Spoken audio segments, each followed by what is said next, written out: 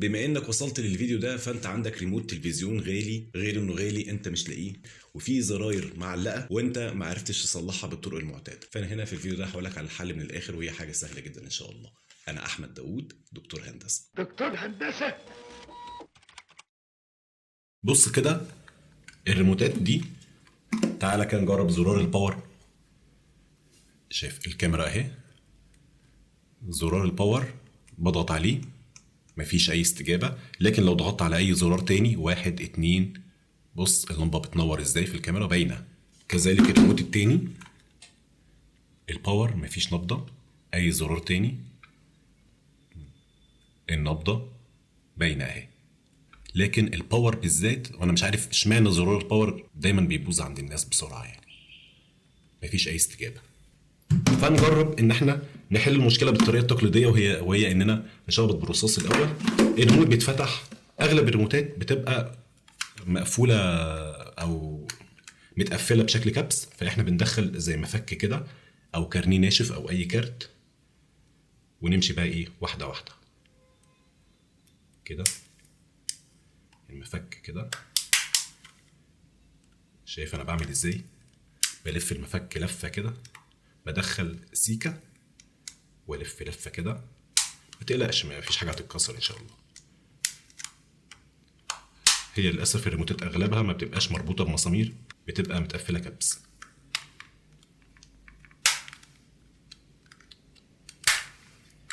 ده جنب اتفك، نيجي على الجنب التاني بالراحه ما تستعجلش.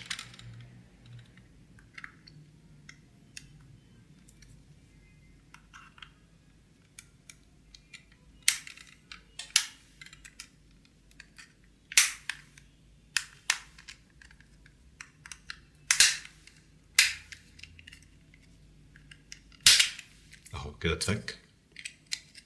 احنا ممكن نشيل البطاريه برضو الاول، بس انا سايبها يعني عادي، لسه فيه. تمام. شايف البورده دي؟ بص ادي زرار الباور اهو. الفكره فين؟ بص كده ركز معايا، في زي خطين اهم صغيرين، لو انت شايفهم خطين صغيرين. الخطين دول لو اتوصل بينهم كده بيطلع النبضه. الفكره بقى ان الزرار ده المفروض انه يكون حته الجلده دي بتبقى موصله للكهرباء. فاللي بيقولك اعمل بالقلم الرصاص هو بيبقى قصده ان انت تعمل زي ماده موصله هنا، اللي هي الماده اللي هي الرصاص دي اللي شبه الفحم دي، انك بتشخبط كده عليها علشان تغرقها الماده الموصله للكهرباء. وعلى فكره ما تقوليش ان ده القلم سنون، لا القلم التاني. انا والله مجربها بالقلم التاني ما كانتش يعني ما نفعتش معايا. ممكن نفعت مع بعض الناس، انا ما نفعتش معايا. وعموما علشان اثبت لك فانا هختبر لك التوصيليه بتاعت القلم ده. بص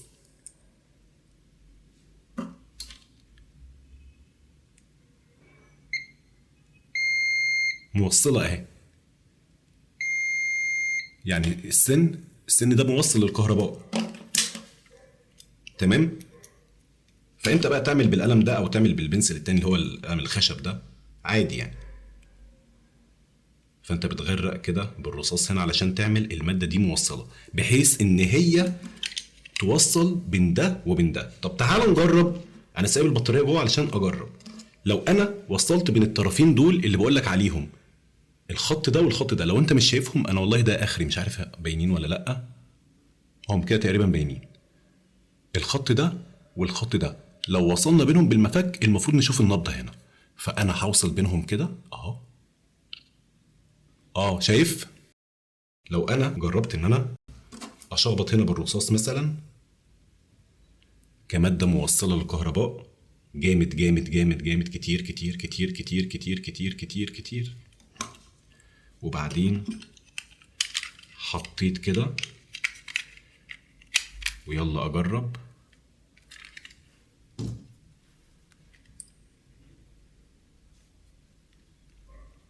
لسه مفيش استجابه، لكن الارقام التانية عادي الاستجابه شغاله، لكن الباور لسه مفيش استجابه. طيب ده الريموت الاولاني، نجرب التاني. بلاش نجرب التاني عشان ما اضيعلكش وقتك.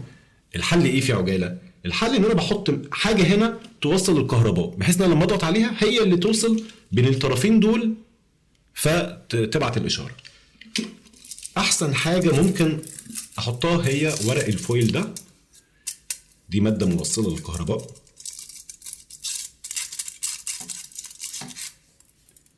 نفس الفكره هنعملها هنا كده. الفويل ده لو اتحط هيوصل النبضه، كذلك الريموت التاني. فاحنا هنعمل ايه؟ نعمل حته بسيطه جدا كده، يعني ما نكترش فيها علشان الزرار ما يتاثرش، ما اجيش اضغط عليه الاقيه ناشف ولا حاجه. انا عايز بس حاجه توصل. وبالماده اللاصقه دي اللي هي شبه الامير بتاع زمان، احط سيكه، نقطه صغيره خالص خالص خالص جدا، واقفل العلبه عشان احافظ عليها واخليها واقفه. بص بقى، انا بخليها طويله عشان اعرف امسكها لحد بس ما اثبتها. تعالي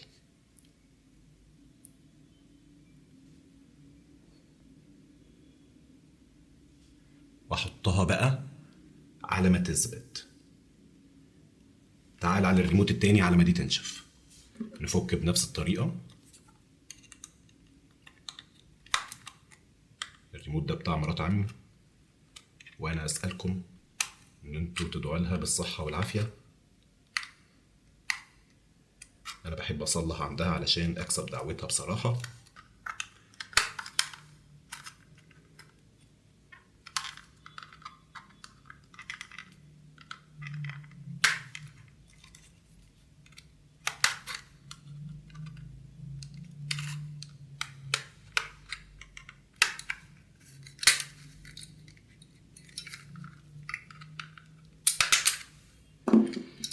تمام. ده طلع من البطارية، تمام.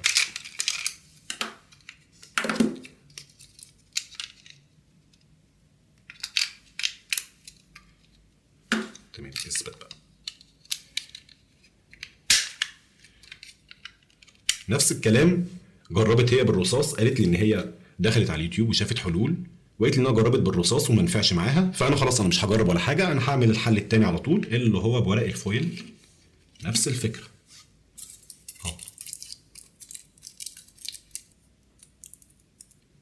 وبعدين بالماده اللاصقه.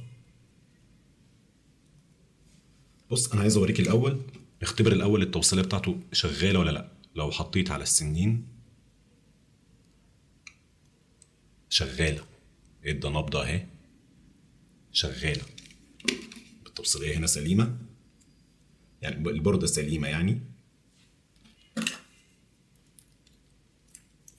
نجيب بقى سيكا لاصق على زرار الباور، حته بسيطه جدا جدا جدا، وبعدين اقفل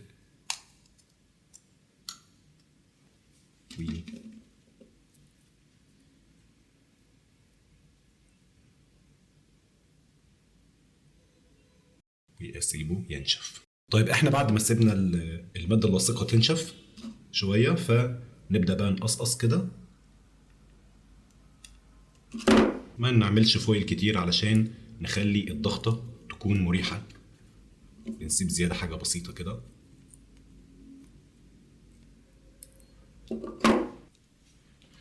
نبدا نركب بقى زي ما كان بيركب كبس. نجرب كده. ادي زرار الباور، بنضغط عليه بيدي النبضة. شايف النبضة شغالة ازاي كده؟ زرار الباور ده اشتغل. التاني برضو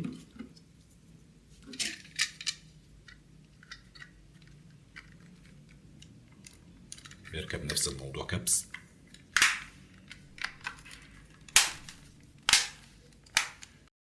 نجرب برضو. ادي النبضة اشتغلت مع زرار الباور. وبكده يبقى الريموتات اتصلحت بطريقة غير مكلفة اطلاقا وطريقة مضمونة 100%. لو حليت لك مشكلتك او استفدت مني حاجة، يا ريت تدعي لي وليك بالصحة والستر وراحة البال والهداية للطريق الصحيح والمستقيم. شكرا.